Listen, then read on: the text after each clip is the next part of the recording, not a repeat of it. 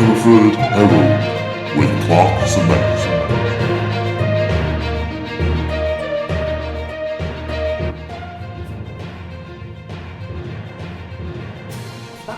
We're on air. Oh, everyone. Hello there. Hello there. Let's try that again.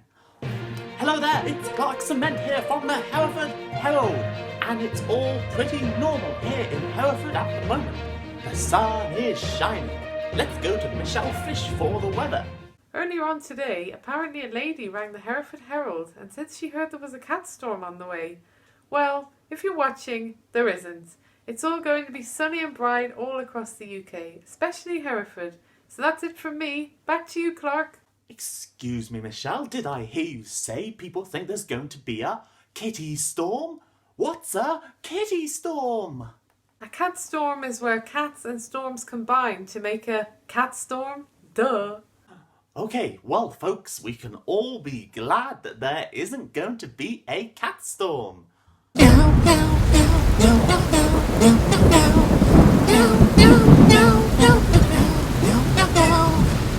Oh no, news just then. There is a cat storm. After years of waiting and biding their time, the kitties have started their plot to take over the world. I always knew they meant to do it.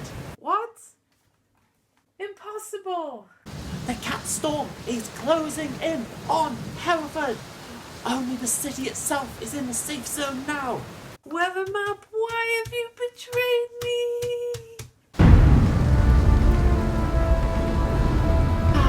Hope flies in the air as Blooperman comes. But, oh no, the cat storm has blown him away too. What are we going to do? Let's go to our reporter, Garfield, who is on the scene right now. Garfield, how's it looking where you are? Hello, Garfield. Are you paying attention? There's meatloaf for you.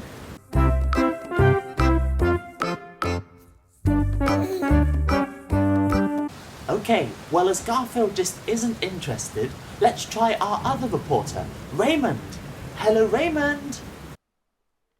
Hi. Great to hear from you. Have you got anything to say about the kitty storm on Hereford? No. Come on, you must have something. Bye. So everyone, we're in the dark here, as the cats aren't telling us anything. It's almost as though they've been plotting this the whole time. Meow. Excuse me, Tiddles, that was a bit creepy.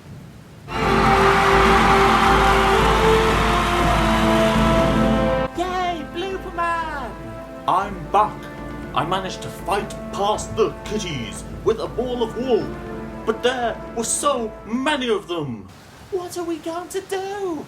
There's nothing in Hereford that can stop them, but maybe there is in another world. Blooperman, we can't go to another world. Remember what happened when we tried to turn St. Peter's into a rocket?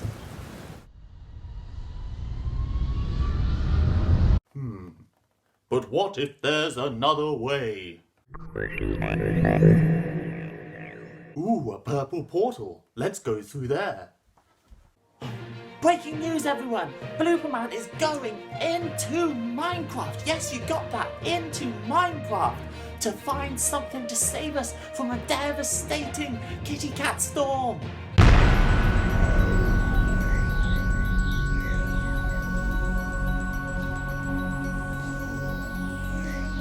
Wow. Where am I? Everything is so blocky. Oh wow, I can fly. Oh look, a Minecraft St. Peter's.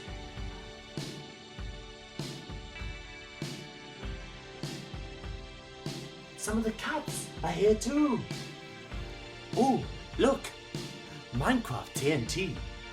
Could I blow up the cat storm? Maybe not. Don't want to hurt the kitties. Are you still with me, Clark Cement? Yes, Blooperman, with you all the way. Oh wait, what's that funny thing on top of St. Peter's? Looks like a light. Oh, It's a beacon. Blooperman, I just got an idea. Could that thingy be a laser pointer? Cats love those. Wow, genius. But it's not active yet. Just need to add a few blocks and... voila! Look at that. It's a laser pointer. I'm going to get it and bring it back to Hereford. Quick, Blooperman! The kitty storm is coming so close! Meow, meow, meow, meow, meow, meow, meow, meow, meow, meow, meow, meow, meow, meow, meow,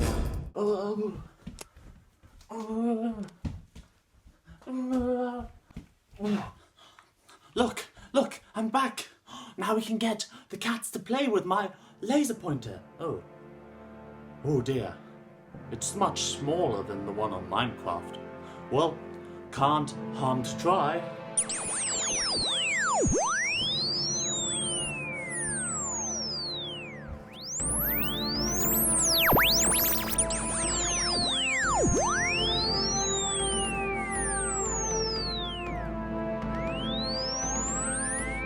Wow, it's working! Instead of storming together and taking over the world, the cats are playing with the laser pointer. The storm is now turning into sunny weather, as you'll see, as the cats are playing with the laser pointer. Go kitties, play with this laser. They're even running up trees, and they're getting trapped. Serves you right, cats. But that's not very nice. We have to rescue them too. Really? But they almost destroyed Hereford. But we are always meant to rescue those in need, whatever they've done. I'll go and save them. Wow, I just don't know what to say. Oh, wait. As Blooperman rescues the kitties, we have an incredible interview with one of them. One in the cat storm. Apparently, they feel sad about what they've done. Here's Bernard the kitten. Bernard, what do you think about what you've done? Sorry. Really? Yeah. Are you asking Hereford to forgive you? Please. Well, Bernard, you and the other cats have made a lot of bad choices in trying to destroy Hereford. Please. Well, Hereford, should we forgive these kitties? Well, I think we should. Wow, Blooperman, why's that? Because who hasn't made a mistake, a blooper in their life? Well, we know you have, Blooperman, the king of bloopers. Hey! But yeah, I am Blooperman for a reason. And I suppose I have made a lot of mistakes too. Like that time I forgot to tell everyone about the murderous seagull plague coming soon. What? Murderous seagull plague? Only joking. Don't get yourself in a flap. But yeah, I've made plenty of mistakes. So, let's forgive the kitties. Yeah. Kitties? Yeah. We have decided to forgive you. Wow. And you are welcome to Hereford anytime. Yay.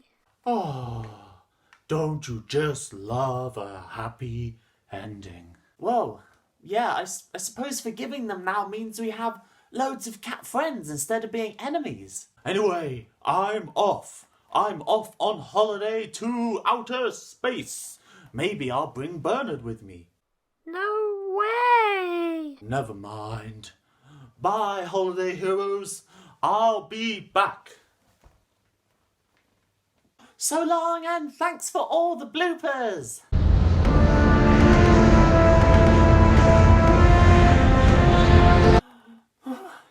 He reminds me of myself in a strange way. Anyway, I'm sure he'll be back when we need some fun back in Hereford.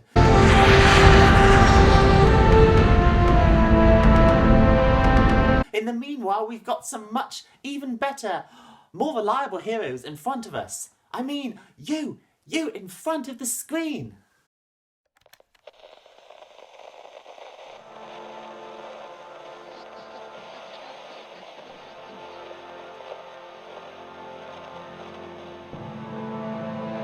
in a place not so far away. Not so long ago, a generation of young heroes were raised up, with God's power surging through them. They would grow up to change the world. They are the real heroes of today. They are the hope of the future. This is Holiday Heroes.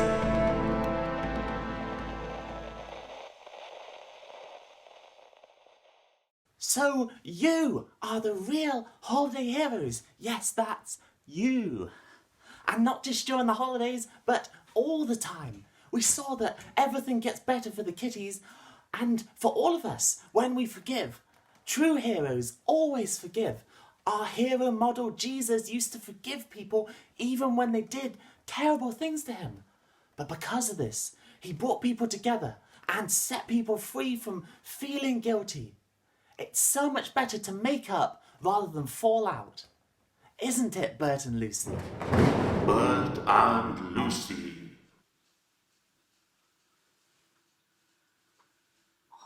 Ouch, that looks painful. What have you done? I've hurt my arm. No, I thought it was your leg. Really? Oh, you silly banana, it's obviously your arm. What did you do? Well, I was at the park with some friends playing football, and then these other guys came along and they challenged us to a match. Oh, so you did it when you were playing football then? Well, sort of. These other guys said that we could play a football game without any rules. Everybody could do as they liked. What? You can't play football without any rules? We know that now, but at the time it sounded a great idea. No rules. You can do as you like. No one to tell you what you can and you can't do. No one blowing the whistle and stopping the game all the time. Oh dear, what happened? Well, 1 minute they had 11 goalies. 11 goalies? You can't have 11 goalies. No, well you can when you play a game with no rules. And then they ran off with the goalposts. Oh, they must be strong.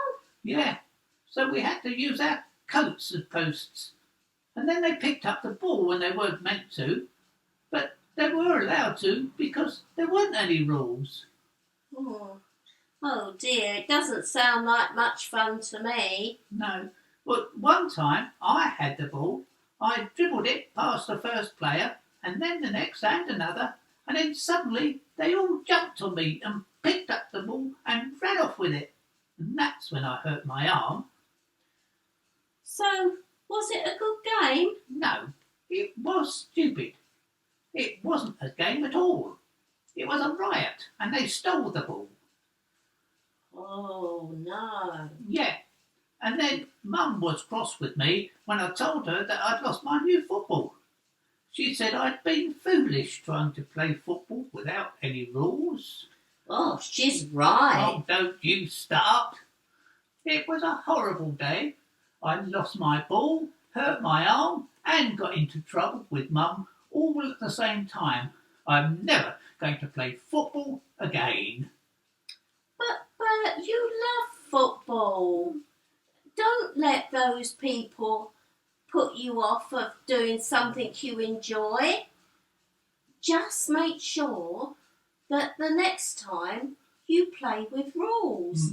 Okay. Why don't you invite them to play another game and then afterwards you can have some snacks and things and then they would know that you'd forgiven them and that you're a really good friend.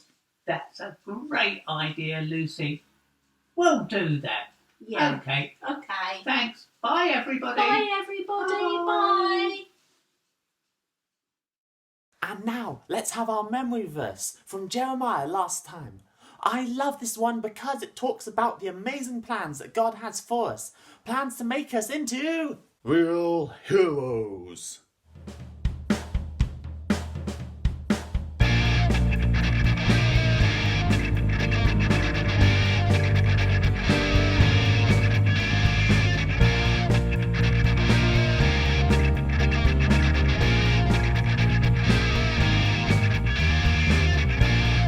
Jeremiah 29:11. For I know the plans that I have for you. Jeremiah 29:11. For I know the plans that I have for you.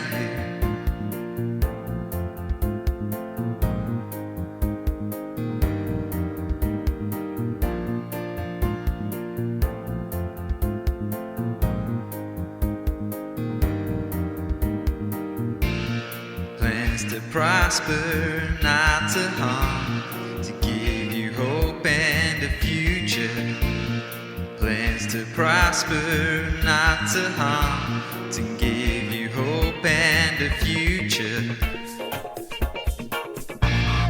Jeremiah 29:11. For I know the plans that I have for you. Jeremiah 29:11. For I know the plans that I have for you. Jeremiah 29:11. For I know the plans that I have for you. Jeremiah 29:11. For I know the plans that I have for you. The Bear Bible Drama. What an amazing story. If you remember last week, Joseph went from being a slave in prison to the second most powerful man in all of Egypt in just one day. He's come a long way from being a selfish, spoiled son of Jacob. He even looks like an Egyptian now. Even his own family wouldn't recognize him anymore. Pharaoh had a dream, and God told me what it meant. There'd be 7 years of plenty, which meant plenty of food, which meant plenty of happy people. We stored some of the grain in our food cities just as God had guided me to do, and oh boy, it's a good job we did, because now we've entered into the 7 years of famine. It's bad. Very bad. In other countries where they didn't store their grain, people are starving. In Egypt, we have some rumbling tummies from time to time, but we have enough grain to last the 7 years. It's my job to make sure we use just the right amount each year. I can't afford to run out. Yes, Joseph was a very powerful and respected man. People in other lands were desperate and would travel miles just to buy grain from Egypt. They would fall at Joseph's feet and beg him to sell them grain. No, surely this can't be happening. What? They're here, bowing before me, begging to buy food. Who's here? 10 of them, from Canaan. That's where you come from. Do you know them? Of course I do. I recognize them straight away, but they don't recognize me in my new clothes. I bet that's nice, meeting people you used to know. I haven't told them who I am. In fact, I was rather rude to them. Rude? You? That's not like you. Well, not anymore. You used to be rude and selfish when you were a spoiled little boy, but God has changed you. Oh, has he? If your brothers had the cheek to turn up begging for food, I could understand you being rude to them, but that's not likely to happen. Oh. Yep, it's them, 10 of my brothers, bowing down to me just like in my dreams all those years ago. Please, my lord, we're just 10 brothers from Canaan. We come to buy food. I don't believe you, you're spies. Spies? Do I look like a spy? If you looked like a spy, you clearly wouldn't be a very good one. Keep out of this, you. Now, my lord, we're not spies, but honest men, throwing ourselves on your mercy. We're here to buy food, that's all. We're well hungry. No, you've come to see where Egypt is unprotected so that you can attack us. Now, my lord, I promise, we're just 12 brothers from Canaan. Hello, there's only 10 of you. Oh, yeah? Well, I stayed home with Dad. Our other brother died. I bet I can guess what happened to him. What? Prove it. I don't believe you. What do you mean? 9 of you can go home and fetch your younger brother. Guard, throw that one there in jail. They'll all have to come back if they want to see him again. Joseph. I had a brother called Joseph. Please don't interrupt. Joseph gave the brothers some grain and told them to take it to their starving family, saying they must return with their younger brother to prove they were telling the truth. Oh, I can't handle this. What's going on? I can easily sort out the grain for the whole of Egypt, but I can't handle this. Should I kill them for what they did to me, or should I forgive them? What are you talking about? I wasn't talking to you. Forgiving is never easy. You can say that again. Eventually the brothers did come back with the youngest brother, Benjamin. It's good to see you, Benjamin. Now all of your brothers, come and join me for dinner. It's good to see you, Benjamin. Now you and all your brothers, come and join me for dinner. Joseph couldn't resist it. They still had no idea who he was, yet when they sat down to eat, they suddenly realized they were all sitting in order of their ages, youngest through to oldest. The brothers were gobsmacked. How did he do that, they thought. This is so hard. I'd love to tell them who I am and forgive them, but I have to test them to see if they've changed or whether they'd still sell their brother as a slave. I know you, Joseph. You've been up to something. What have you done? I played a mean trick. I filled each brother's sack with grain and sent them home. But I also sneaked in a silver cup to Benjamin's sack, and my guards will have caught up with them now and searched their sacks. Hopefully they'll find the silver cup in Benjamin's sack and arrest him. But what will the other brothers do then? Will they try and rescue Benjamin, or will they abandon him and carry on home without him? Like they abandoned you mean? Please, Lord. Please take me and arrest me and kill me, but let Benjamin go. We promised our father, who's now very old, we'd bring Benjamin home. Our father's already lost one son, Joseph. And if he sees Benjamin too, it'll break his heart, it'll kill him. Take me instead, arrest me and kill me. Do whatever you like with me, but please let Benjamin go home. Oh, Judah, you've changed so much. You can all go home to your father and take Benjamin with you. Oh, thank you, Lord, thank you. How about Joseph? Would he like to go home too? What? Yes, that's right.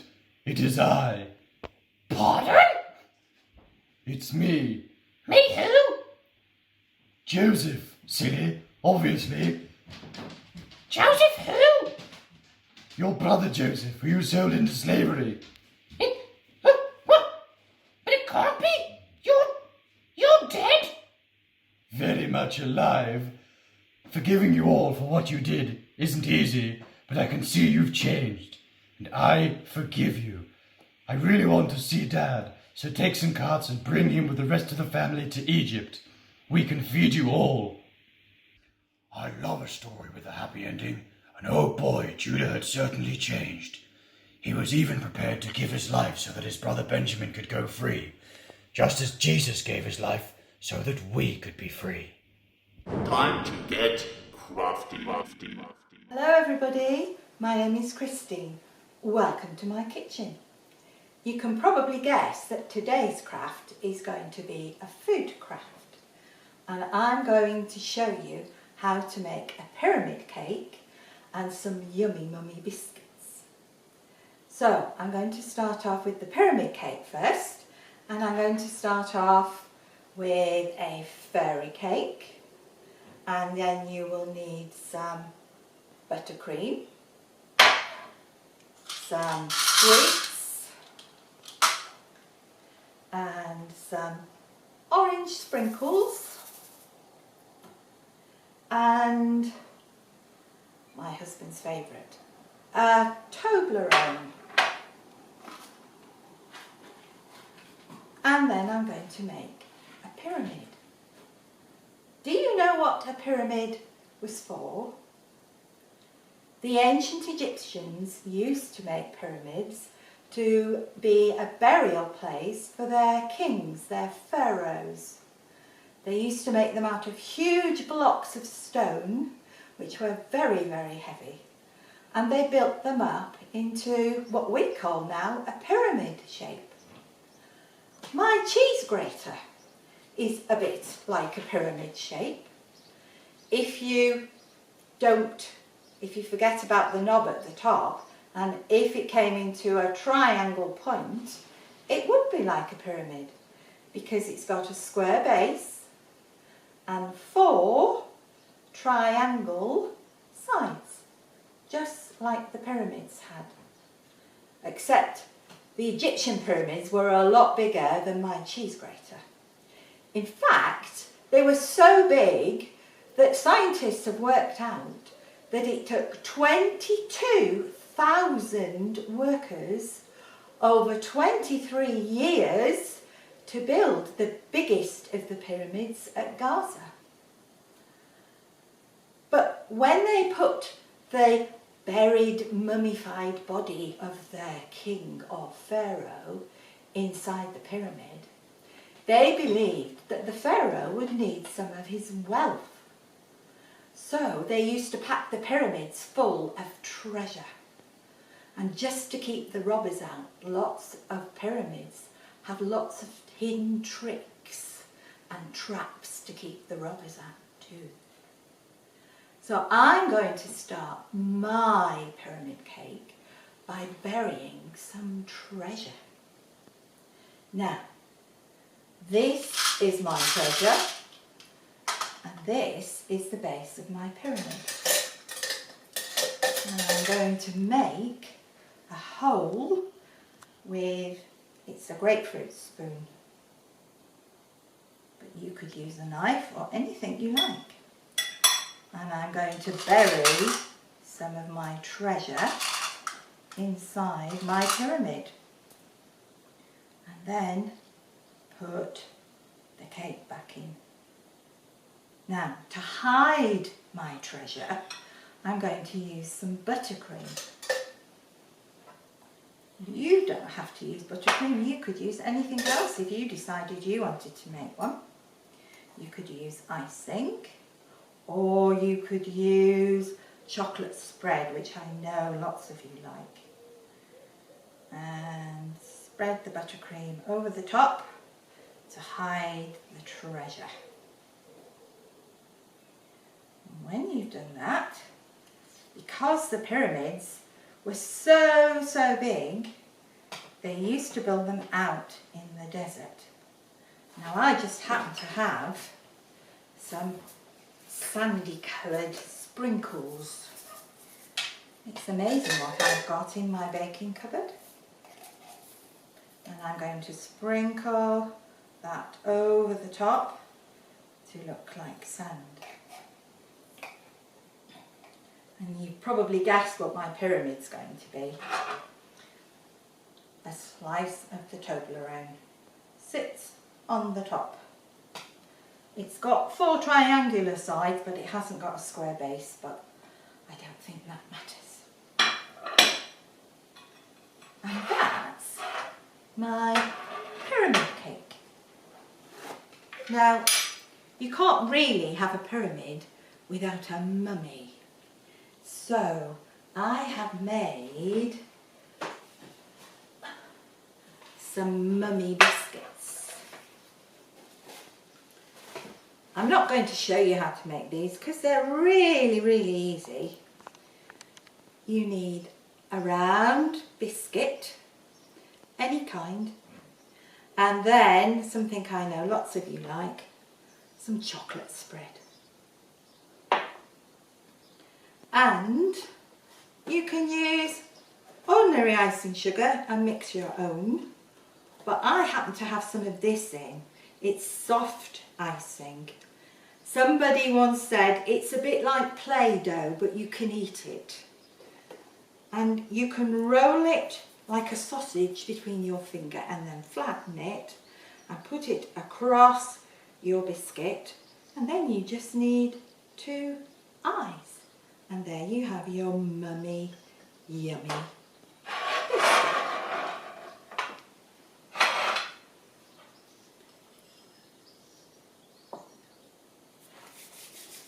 So that's the end of our time in Egypt with Joseph and his brothers. But I wonder what they ate at their banquet when they all got together again. Perhaps you could come up with some ideas of your own.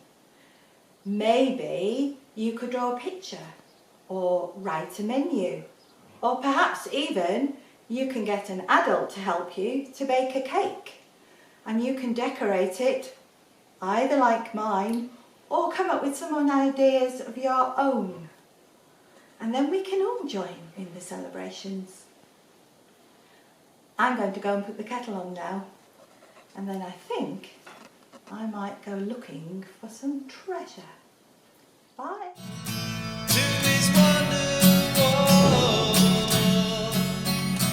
Hey everyone, it's the last week of the Wonder Wall. Look at all we have so far. Zippy Zooms 22 to Wondrous Wows 16. But which team will win? Will the Zippy Zooms keep zooming into the lead? Or will the Wondrous Wows have a comeback that will make us all go wow? First of all, say hello to Devious Donkey.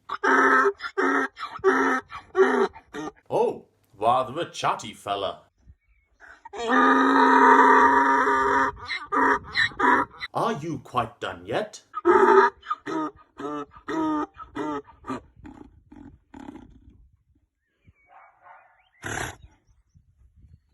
That's better. 2 points to Wondrous Wows. Now, you may recognize this background from earlier. Well, did you know that DJ Dav made this himself with computer programming? GLES3 rendering. Incredible! 2 points to Wondrous Wows. And someone's returned secretly to keep the streets of Hereford safe.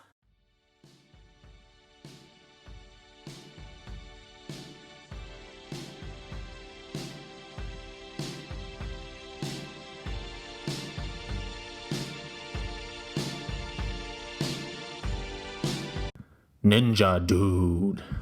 Wow, amazing! No one would dare harm Hereford with Ninja Dude around.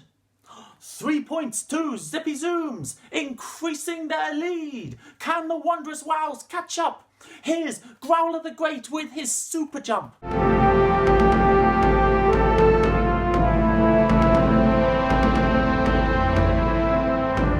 2 points to Wondrous Wows.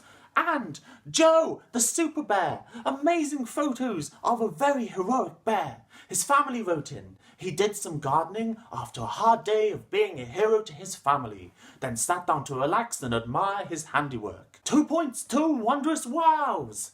Wow, it's close now.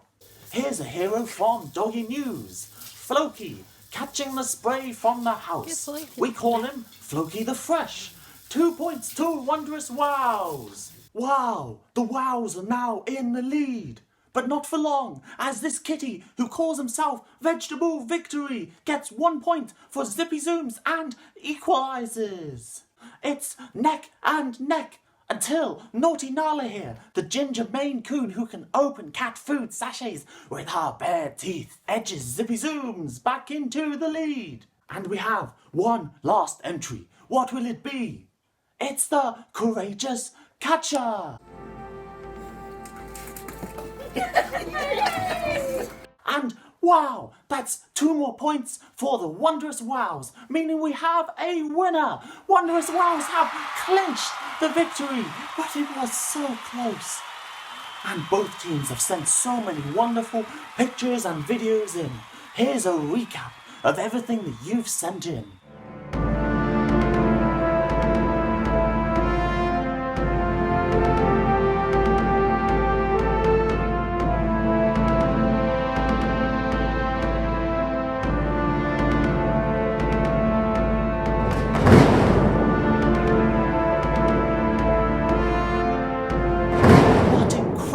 Holiday heroes you all are, animal and human.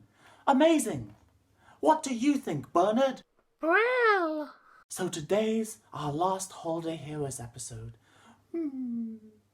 But don't worry, we're going to keep releasing SBSJ Kids videos each Saturday, so look out for them on Facebook. But most importantly, go and be heroes. Make the world a better place. With God's grace shining through us, we can change the world!